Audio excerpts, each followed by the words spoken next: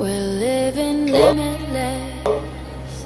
Yeah, hello. Hey, Yogi, Tyler Johnson.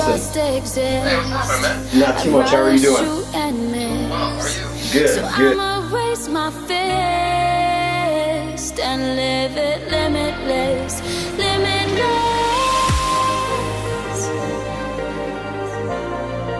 limitless. I refuse to just exist. I'd rather shoot and miss.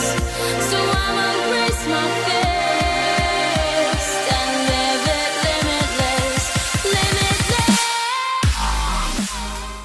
Thinking back, Yogi, what's your greatest sports memory as an athlete or coach?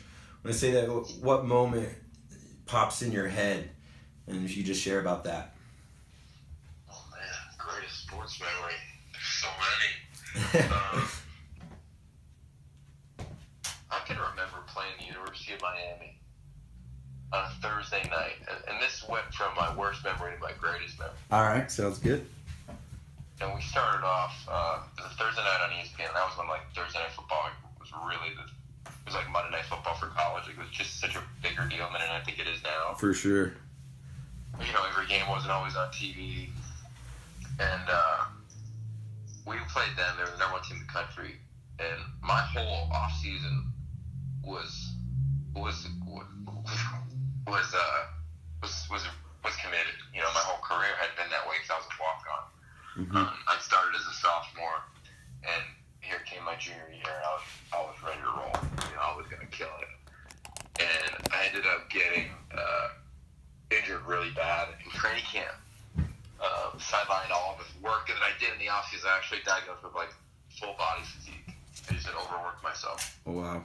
Fast forward to this game, and they're on their 30-some game winning streak, and we're playing at the Orange Bowl, which, if you recall, like, that place was rocking. Yeah. That was a different environment. It was like the Coliseum when we were winning when I was coaching at SC. It was just, they got the music first, they could drink in the stands, and it was electric. And I'll never forget it. And every workout, I always finished with our quarterback. His name was Rob Rutherford. The whole summer, we'd work out every Sunday when no one else was working out. Nice. And I'd work out at like 4 in the morning when no one else was up. And I'd always run through my last 12 routes, or the last 12 modes of exercise would be the game-winning catch. Right. And I would like commentate. I'd be like, all right, 3rd and 7, Ross lines up to the right. They're playing Bowling Green week 1. You know, touchdown, game over. You know, 4th down, you know, game on the line, like late 4th quarter, playing Penn State. They throw fade. And we'd go through the whole schedule that I memorized, including Miami. Awesome. And I can remember that game. We had a couple guys get hurt, and all of a sudden I was thrust into action, making a couple plays. And it's the final drive. We're down a touchdown. And Rod looks at me in the eye. Mind you, like, Larry Fitzgerald was on the field. Yeah. You know? And he looks me in the eye, and I give him a nod, and he gives me a nod, and nobody else probably caught it. And I line up split wide to the right. Larry's in the slot, and it's 4th and 8. I'm pretty sure 4th and 7, 4th and 8. And I run a post route, and I set up the safeties, and they were Antrell Roll and Sean Taylor. Yeah. And I set them up, and I end up taking it high over the top, and Rob throws it to me. Meanwhile, Larry Fitzgerald's wide open at the sticks. Move the ball. Minute left in the ball game. First down, right? But he threw it to me, and he trusted me, and it was about 6 inches over my outstretched arms, and I'm diving. And we lose the game, and forever that was a moment that I just replayed in my head. I'm like, why wasn't it 6 inches shorter? What could I have done? Was my release right? Like, whatever, right? And what I realize now, as I'm older, it's the only picture I have of myself playing in my home, and it's a reminder that it's never, ever about the result. And don't be result-oriented, be process-oriented. And while we lost the game and I was crushed, and if we won and I make that play, my life is different in the city of Pittsburgh, probably, right? Sure. It's a historic moment in college football. You upset the top team on a 30-some game dynasty-type winning streak. And we don't convert. And forever, that's what I was known for. Right. You know, like losing, like not making that play, not catching that ball. And I couldn't have caught it anyway. I think I did everything I could to catch it. We were just off by 6 inches, 12 inches. But I'm staring at it right now. it's a great memory because like I gave everything I ever had to the game, and I'm still indebted to the game that's given me so much. Sure. But that moment in and of itself taught me that it's never about like making a catch. It's all about everything that leads up to that opportunity. Sweet. Yeah. It's great story. The second question might not get a lot easier because you probably had some good ones too, but along that journey and pouring yourself into it, was there a coach that either was most influential or maybe ignited something special along your journey? As a player? Yeah. Yeah, for sure, man. I was a walk-on. Nobody really ever said I could do it. Mm-hmm. And I kind of like that, in a sick way. Yeah. I remember going to Notre Dame and Bob Davie and Urban Meyer picking another receiver over me for the final scholarship, and he ended up transferring. Yeah. I can remember my coaches saying, hey, we're not going to give you a scholarship just yet, even though you started. I'm like, what? So for me, like, it wasn't about the coaches that were patting me in the back. It was almost like the coaches that were, like, just adding to the list. And that was frustrating at times, for sure. But I loved it, If I had to pick a guy as a player, I'd say, like, Paul Rhodes always inspired me, And Katie Burkhardt was my receiver coach who did a lot for my career. Okay. He was a former walk-on and played a lot. Paul Rhodes was a defensive coordinator, coach of the punt returns. And he had a big impact on me because he inspired me. And I learned at a young age that, like, that's what sports are about. Like yeah, you want to be technically built. Sure. And, like, you hope that gets the coach in the door, that they know what they're talking about. Right. Like, they got to move you, No doubt. And I love that. I didn't need any motivation, but I loved that it was still there, And I always, he's coaching at UCLA, so I just saw him yesterday. Nice. He's coaching the same way now as he was 20 years ago. It's awesome. Right on. Good. Kind of staying in that former athlete realm. You mentioned some of your teammates that you worked out with and lined up with. Was there a teammate in college? I know I played college football at Northern Iowa and was a captain in free safety, and there's always some walk-ons that they could play ball. Was there anyone? I think at least our culture was. It doesn't matter what. I guess at 1AA, so everyone's got a little bit different money on that. But it was like, hey, if you can help us win, get in here. Was there a teammate that kind of elevated you or pushed you or made you a better receiver? Yeah, there were a lot of them.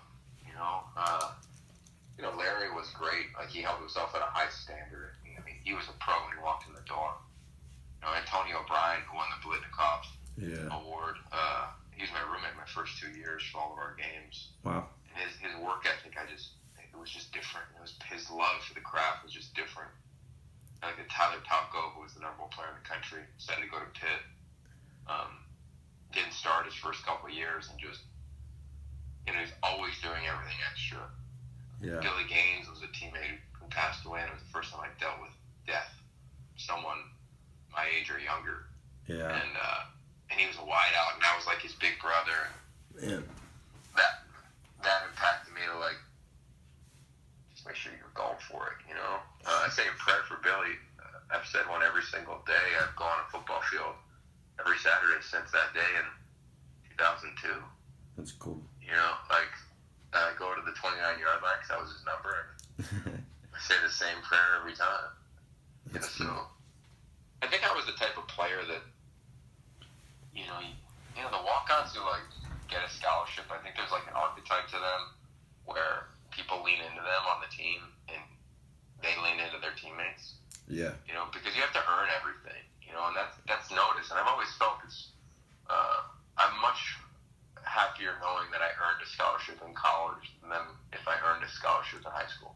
Yeah, I mean, you gotta earn a rep here, you gotta earn the reps there. Yeah, and I didn't even care about getting out scholarship rather than making sure my parents didn't have to pay for college, because I knew I was a scholarship player coming out of high school. Yeah. So it sounds like just from those first few questions, I mean, I guess it resonates when that belief in yourself seems just was unwavering. Was that a right characterization of kind of from high school into college, just believed in yourself no matter what other coaches or critics might thought? Yeah, I mean, I had my uncompromising principle was that I was in a relentless pursuit of a competitive edge. Sweet. Day one at Pitt, I got locker 106. Like, we all know that there's no number 106 on a football team. Yeah. My locker was in the hood. My shoulder pads were too big. Shoes are too big. I had a D lineman face mask. And I loved it. I loved it, man. In a sick way, I loved it. Like, wanted it harder. Don't they give everyone at Pitt a D lineman face mask? Yeah, they should. No, that's awesome. So kind of, transitioning to, win forever. I've read tons of coaching books. For me, that's, easily in my top 3. If I'm going to tell a coach, hey, what's something I should read and can impact you. I think one, just the journey of culture transformation, I always find fascinating, especially when you see it, the culture laid out intent and then the execution matches it. Yeah. I think, it flows that way. Can you talk a little bit about, the genesis of that book and, how it came to be? Yeah, Pete and I would sit up late at night when I was coaching. He's easily the greatest mentor in my 20s. I think my parents always created the clay, obviously, and Pete molded it. The greatest gift to my career was Pete Carroll. And we would sit up at night and brainstorm. And on his whiteboard, there'd be a circle, and in the middle, it would say WF. And around it, we'd have these little lines that would come out. Things like Peace Rally in LA, a documentary about college football, book, A Better LA. It was just countless things that would go around that. And that's the way Pete's mind worked. His neuroagility is fascinating. And we kind of honed in on, yeah, you should write a book. And my job at first was just to help support the process. I didn't want to write it. And we brought a writer on who did a beautiful job. But I truly believe that books that are authored by coaches need to sound like them. Sure. And Pete wrote a lot for that book. But ultimately, before the book got submitted, just kind of I don't know if this sounds like you, So everybody was cool with that, and we made a change, and I rewrote the book. And I remember doing it over a long weekend. I think it was over Thanksgiving, and it just flowed out of me, And then publisher enjoyed it, and then from that point on, we spent the next 4 to 5 months kind of re-editing it and adding and subtracting, and just the process of writing a book and getting notes on it. And when it was over, when we turned in the last pages, it was it was cool. It was cool to go through it. Yeah. What I'll never forget was, and this is a classic side of Pete, I got a call from Bruce Feldman. It was a summer, and I was in Elite 11. And we had just been named a New York Times bestseller. And Bruce is like, Yogi, this is huge. And I was like, what do you mean? He goes, this is such a big deal as an author. And I said, well, we totally thought it would be this. And that, Pete and I, we were on the same page. If we were going to do it, it was going to be a New York Times. It didn't even, right. Of course it was going to be awesome. Sure. So, I was very, probably immature in knowing, the book community and just the reach it has. And Pete and I laugh about it every couple times we talk about, it's a really good book. We kind of chuckle of yeah, he's heard from so many people. I hear from so many people like yourself. And, you don't really know when you're doing it. You're kind of in it. For me as the author, writing somebody else's story is difficult because you have to live their life. Yeah. You are that person. There's no other way to do it. It's like when writers talk about writing scripts or actors when they're playing the lead, right. You just are them. And that shit's hard. You live in somebody else's world is not a place you want to sign up for. Yeah. But Pete was so unique, and to this day, I would do anything for him. And I would bet the same way. That's just the kind of guy he is, and the way our relationship has evolved. Awesome. No, that's great. So kind of transferring into part of it as I embarked on interviewing people, a lot of times, people I might not know much of or uncover something. And that's why I find, just talking to people and interviewing, that fascination with that story and their path and their journey. You obviously have a fascination with telling amazing stories. Where did that come from, and what drives you to tell them? Well, I'll say this, bro. My goal is I am seeking and uncovering the humanity in sports around the world. That's my position on life. Love it. But I arrived there without realizing that's what I was doing. I can finally articulate that. As a storyteller, when I was in fourth grade, it was the first time my dream got crushed, and I'll never forget it. I can remember everything about it. And when that happened, and a coach told me that I wasn't going to achieve my dream at the time, he didn't even mean to do it, but he did it. and I turned to writing. He said, "Hey, everybody, Yogi's going to get his MBA." I said, No, coach, it's the NBA. And he laughed. He goes, "Hey, everybody, Yogi's going to get his MBA." Everybody laughed at him. I was 10. I'll never forget it. I'll never forget the coach. I remember his name. I remember everything about it. No doubt. And that's the day I went home and started to write, because when I wrote in my journals, which I still have to this day, the journals don't write back. Mm-hmm. Your voice talks back and you work things out, but as a writer, that's the beauty of it. You're in your thoughts. And my mom, I can remember telling me at 12, she said, "You're a writer." And I was like, "No, I'm an athlete." And I didn't even realize what writing was. But I've always enjoyed it. I think it's my only natural skill. And after I wrote my book, From PA to LA, which was, 4 months after Pete's, I was in the midst, I was in the throes of writing. I needed a break. And I thought, okay, well, if everybody doesn't read books, how do they consume story? What do? I watch TV, I watch documentaries. Yeah. I started that process as a field producer on a doc called 3 for the Show around Jake Walker in his senior year at Washington. Yeah. And then it just kept going.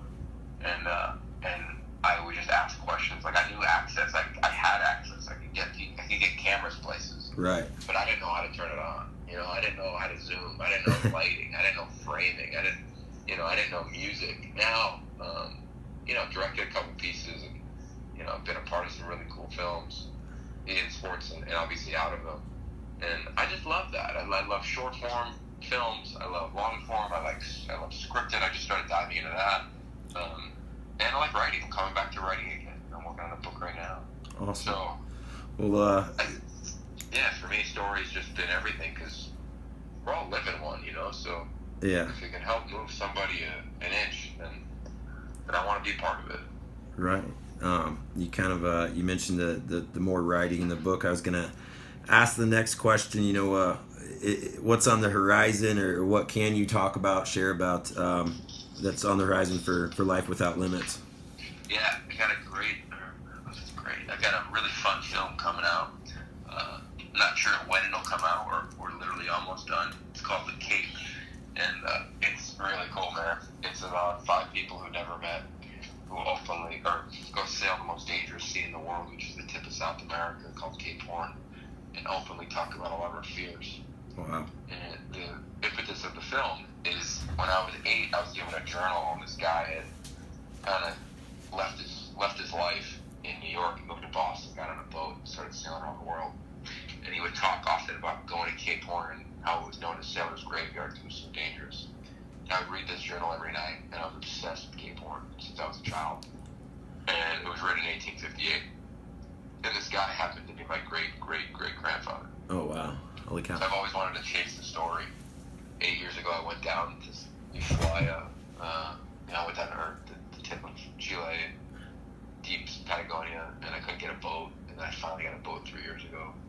And we sailed it, and we're finally almost done with the film. And it's cool. It'll be done in probably a month, but I don't think it'll come out until either the fall or right after the season. Gotcha. Very cool. It sounds exciting. Love the overcoming fear element kind of thing. Sounds. I'll be sure to check it out. Yeah, no, for sure, bro. Appreciate that. So, what's the next question? Sometimes gets back to maybe a little tougher one, but if you could get into a time machine, DeLorean, whatever, and go back and visit 16-year-old Yogi, and tell Yogi one truth that you've learned from competing or being around sports, what would you tell yourself? That's easy, man. I would go to sleep every night, and there was 2 pieces of paper next to my bed with quotes on them. One is, your talent is God's gift to you, and what you do with your talent is your gift back to God, right? Love it. Which is cool, like whatever. I don't know where I got that from. But the second one was Bill Bradley's quote: when you're not working, someone somewhere is. When the two of you meet, given fairly equal abilities, you will win. And that is a quote that drove me, but probably drove me to have a pseudo sickness around competing. Sure. Because it was about how I was going to outwork you. And I've never exposed the idea that competition is not defined as you versus me when you look at the root of the word. Yep. You know, competition is striving together. Yep. I would tell myself, like, I was obsessed, bro. Like, I'm telling you, I was with that in a sick way, probably. You know, like, I loved the work. Like, I loved outworking you. Like, it wasn't even, like, you weren't even going to be in the same stratosphere as me. Like, you could try, but, like, yeah. You didn't have a prayer. And that quiet confidence was amazing. But the impetus of that confidence came from that quote of, like, somebody else is working. And that probably, that wouldn't be good for me in this environment if there was, like, social media and there was, like, that energy that exists now with teenagers. Sure. You know, yeah, that's what I would tell myself. I'd say, hey, bro, like, love the craft, love the work. It's about you, about doing it. You know, It's never going to be defined by, and that's hard because you want a coach to say yes. And all I wanted was a shot coming out of a tiny town, and the internet just got going, so it wasn't like Huddle was available, you know? Right. You're like probably me, you know, working a couple VCRs trying to make a decent tape to send to the right address. Yeah, I was fucked up. I mean, I could say it, like, I was sick. Yeah. You know, and I was that way as a coach too, and I'm glad I got out of it. Yeah. You know, like, I knew I'd be the 50-year-old that slept in the office and maybe was single. You know, and that's okay to a degree, but sure. No, not it's really. not what you want, you know, right? Yeah.